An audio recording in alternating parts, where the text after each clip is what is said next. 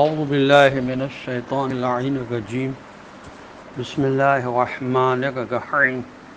وما خلقنا السماوات والارض وما بینہما الا بالحق وان الساعة لآتیۃ فاصفح الصفح الجمیل اللہم صل علی محمد وآل محمد وعجل فرجہم۔ السلام علیکم ورحمۃ اللہ وبرکاتہ۔ اللہ تبارک و تعالیٰ کا شکر ہے کہ سورہ مبارک حجر جو قرآن مجید کا 15 نمبر کا سورہ ہے، اس کی آیت نمبر 85 کی تلاوت کا شرف میں نے حاصل کیا، جس کا ترجمہ یہ ہے، اور ہم نے آسمانوں اور زمین اور ان کے درمیان کی تمام چیزوں کو بالکل ٹھیک ٹھیک ایک حقیقی مقصد کے سوا کسی اور بنیاد پر پیدا نہیں کیا، اور یہ بھی حقیقت ہے کہ قیامت اور فیصلے کی گھڑی تو لازمی طور پر آ کر ہی رہے گی۔ تو فی الحال ان لوگوں کو اچھے شریفانہ طریقے سے معاف کرتے رہیے۔ تفہیم القرآن میں اس آیت کے ذیل میں لکھا ہے کہ یہ بات حضور اکرم صلی اللہ علیہ وسلم کو تسلی دینے کے لیے فرمائی گئی ہے کہ بظاہر باطل کا جو غلبہ تم دیکھ رہے ہو اور جن سخت مشکلات کا تم مقابلہ کر رہے ہو، اس سے گھبراؤ مت۔ یہ ایک عارضی کیفیت ہے، اس لیے کہ زمین و آسمان کا یہ پورا نظام حق پر تعمیر ہوا ہے، نہ کہ باطل پر۔ کائنات کی فطرت حق کے ساتھ مناسبت رکھتی ہے، نہ کہ باطل کے ساتھ، لہٰذا یہاں اگر قیام و دوام ہے تو حق کے لیے ہے، نہ کہ باطل کے لیے۔ قوم لوط، قوم شعیب اور قوم صالح کی بدعمالیوں کو بیان کرنے کے فوراً بعد توحید کی حقیقت اس لیے بیان کی جا رہی ہے کہ ان قوموں کی تمام خرابیوں کی جڑ عقیدہ توحید کا نہ ہونا تھا۔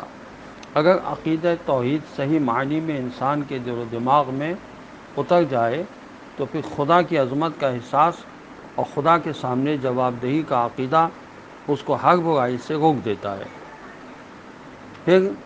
نہ تو وہ جنسی بدکاری، بے حیائی اور بے شرمی کے کام کرتا ہے، اور نہ تجارتی اور معاملاتی بے ایمانی کی جرات کر سکتا ہے۔ اسی لیے شاید توحید کے ساتھ ساتھ قیامت کے آنے کا ذکر فرمایا، تاکہ احساس سے ذمہ داری بیدار ہو سکے۔ توحید کے بعد قیامت کا ذکر اس لیے بھی فرمایا تاکہ معلوم ہو سکے کہ یہ دنیا کی دکھ بھری داستان بے مقصد نہیں، بے معنی نہیں یا عبث نہیں، بلکہ یہ دنیا کی زندگی نہایت اعلیٰ مقاصد اور اہداف رکھتی ہے۔ اسی زمین و آسمان کو ہونا ہی بتا رہا ہے کہ قیامت آنے والی ہے، حساب کتاب ضرور ہونا ہے، جزا و سزا لازماً ملنی ہے، وگرنہ زمین و آسمان کی تخلیق بے مقصد، فضول اور بے معنی ہو جائے گی۔ تفسیر نمونہ میں اس آیت کے ذیل میں لکھا ہے کہ ان عظیم حقیقتوں کو بیان کرنے کے بعد خدا اپنے رسول صلی اللہ علیہ وآلہ وسلم کو حکم دے رہا ہے کہ منکرین حق کے تعصب، انکار، تکذیب، مخالفت اور بدمعاشیوں سے آپ صلی اللہ علیہ وآلہ وسلم متاثر نہ ہوں، اپنا دل نہ توڑیں، انہیں معاف کر دیں، وہ بھی نہایت خوبصورتی کے ساتھ، کیونکہ آپ صلی اللہ علیہ وسلم کے پاس ایسے پیغام کو پہنچانے کی مستحکم دلیلیں موجود ہیں جو اوپر بیان ہوئیں۔ لہٰذا آپ صلی اللہ علیہ وسلم کو سختی کرنے، غصہ فرمانے یا جھنجھلانے کی کوئی ضرورت نہیں۔ عقل اور منطق آپ صلی اللہ علیہ وسلم کے ساتھ ہے، مستحکم دلیل اور حجت آپ صلی اللہ علیہ وسلم رکھتے ہیں۔ پھر اگر یہ جاہل نہیں مانتے تو نہ مانیں، آپ صلی اللہ علیہ وسلم ان کی کوئی پرواہ نہ کریں، بس ان کو اچھی طرح سے معاف فرما دیں۔ تفسیر نوح الثقلین میں اس آیت کے ذیل میں جو لفظ استعمال ہوا ہے، صفح جمیل، اس کی تشریح حضرت امام علی رضا علیہ السلام نے فرمائی